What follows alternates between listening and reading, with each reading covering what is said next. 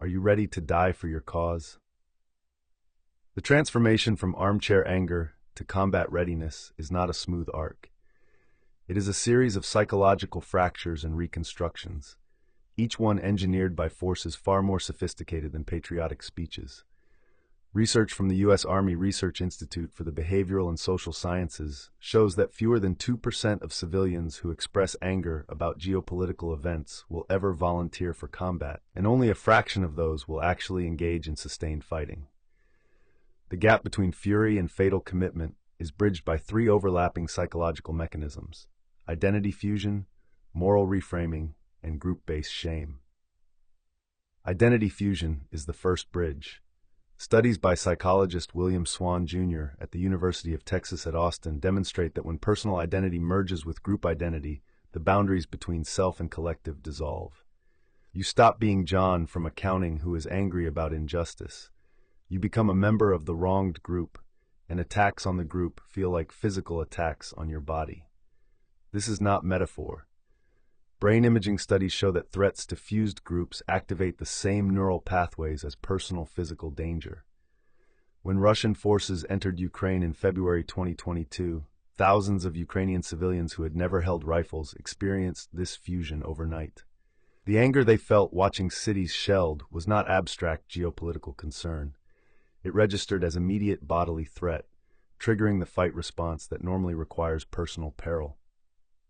The second mechanism is moral reframing, and it is more insidious because it feels like enlightenment. Anger is an emotional state, volatile and temporary. Moral conviction is structural, permanent, and self-reinforcing. Psychologist Linda Skitka at the University of Illinois at Chicago has spent decades studying moral conviction, and her findings are chilling. When people morally reframe political disputes as battles between good and evil, compromise becomes psychologically impossible and violence becomes not just justified, but obligatory.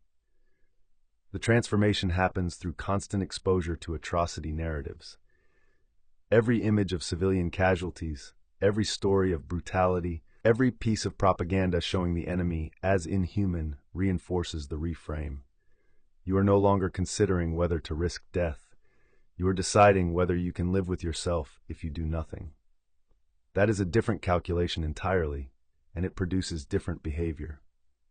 Historical analysis of volunteer fighters from the Spanish Civil War to Syria shows that sustained atrocity exposure precedes enlistment by an average of 6 to 8 weeks. Group-based shame is the final and most powerful lever. Sociologist Randall Collins at the University of Pennsylvania has documented how societies mobilize for war, not primarily through inspiration, but through shame mechanisms.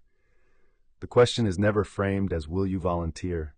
It becomes "what will you tell your children you did when your country needed you?" This is why recruitment surges happen not after victories, but after humiliations. The British volunteer surge in 1914 followed reports of German atrocities in Belgium. American enlistment after Pearl Harbor was driven less by patriotism than by the shame of surprise attack. The 2025 recruitment numbers from the Armed Forces Recruiting Command show a 34% increase in volunteer applications following high-profile defeats or retreats, compared to only 12% increases after tactical victories. Shame drives action because it is future-oriented. Fear of feeling worthless to your community is more motivating than current anger. The final transformation, from volunteer to combat-ready soldier waiting in the boat, requires one more psychological shift: the acceptance of expendability. Military training worldwide uses the same core technique developed through trial and error over centuries: controlled ego death. You are systematically stripped of civilian identity markers through uniform conformity, sleep deprivation, constant criticism, and the elevation of unit cohesion above individual survival. Anthropological studies of military training across 40 countries by researchers at King's College London found that effective combat readiness correlates not with individual bravery, but with the degree to which training obliterates self-preservation instinct in favor of group protection. By the time you are in the landing craft waiting to storm a beach, you are not the angry civilian who enlisted. You are a different organism entirely, one for whom the death of squad mates is more terrifying than your own death. That is not hyperbole. Exit interviews with combat veterans consistently show that the fear of letting down comrades exceeds fear of injury by a factor of 3 to 1. The empathy involved in this transformation is not the soft empathy of feeling someone's pain. It is structural empathy, the recognition that your fate is mechanically linked to others, fates in a way that makes individual calculation irrelevant.